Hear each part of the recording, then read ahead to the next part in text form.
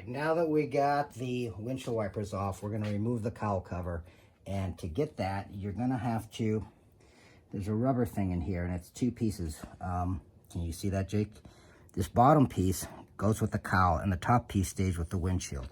The way I did it was, I removed this just up enough to get under here with a pry tool. Now that I got the pry tool there, I just, let's get another one in there. I just kind of work my way down and get it so that once, there we go. Okay.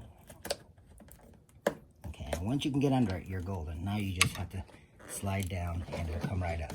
You just do this all the way down the windshield and it will come off. All right, now that I've pried the cowl cover from the windshield, it should be a nice, easy pull off.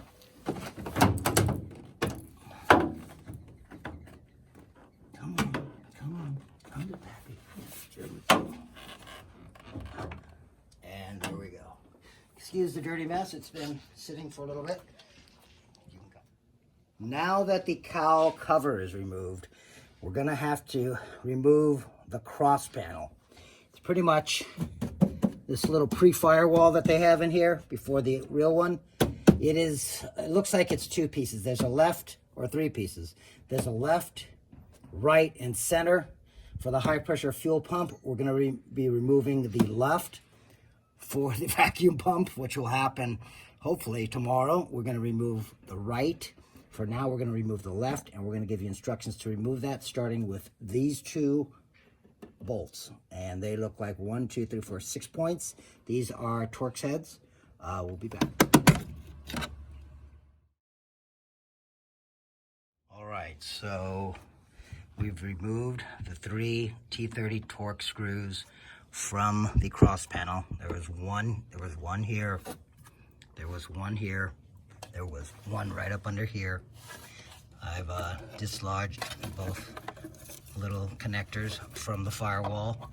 I used a pry tool to take this off of here, and that can just stay there. That does nothing. And at this point, this panel should be ready for removal, and let's give it a shot.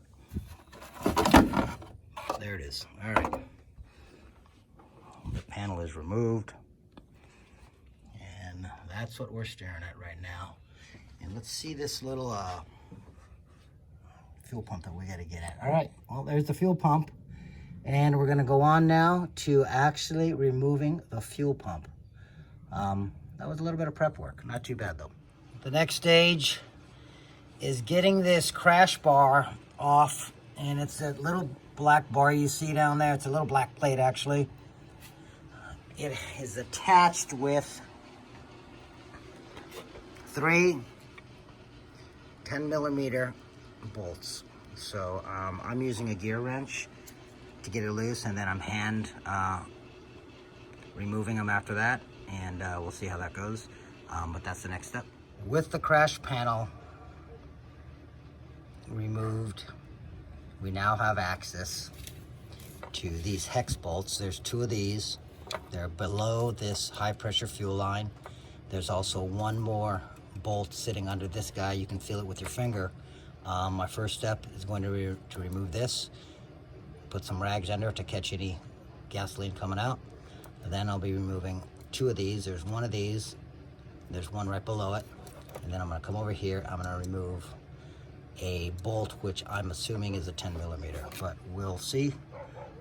I'm now removing these long hexagon bolts. I've undone the high pressure fuel line, and 2 of these have to come out, along with another 10mm bolt behind this guy. So I think I can get this with my hand right now. Let's see, there we go. Come on, baby, come on.